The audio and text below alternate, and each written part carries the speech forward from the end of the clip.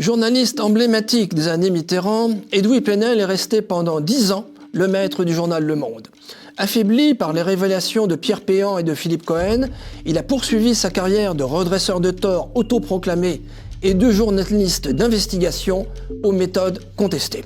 Le seul diplôme d'Hervé Edoui Plenel, son vrai nom, né en 1952, est son baccalauréat, ayant refusé de se présenter aux examens d'entrée à Sciences Po Paris. Il est impossible de dissocier le parcours professionnel d'Edoui Plenel de son parcours politique. Son engagement politique à la Ligue communiste révolutionnaire et sa profession de journaliste sont intimement liés.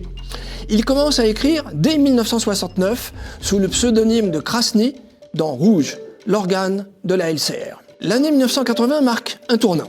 Il quitte officiellement la LCR et cesse d'être un camarade rédacteur pour devenir réellement journaliste.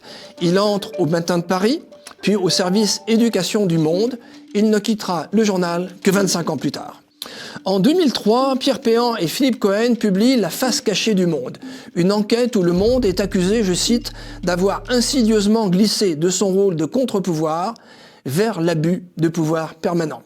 En 2005, après presque 10 ans comme directeur de la rédaction, il est licencié.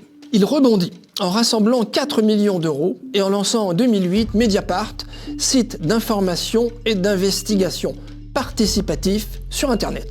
Le soutien de Ségolène Royal et un peu d'argent de Xavier Niel contribuent au succès.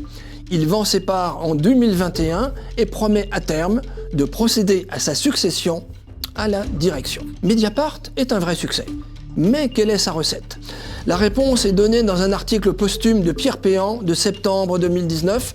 Je cite « Il ne s'agit pas d'enquêter, mais d'attendre une fuite, celle d'un procès-verbal d'audition ou d'enquête que transmet un juge, un policier, un avocat. L'intrépide limier s'emploie ensuite à le réécrire en style journalistique.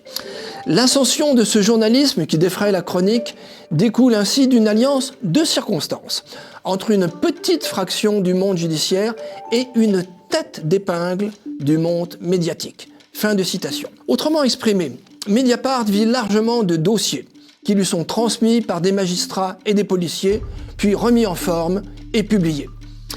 Terminons par une citation de 2014 du camarade Edoui. « C'est une chance pour la France d'être aujourd'hui le premier pays musulman d'Europe. En 2023, la chance s'est encore amplifiée. »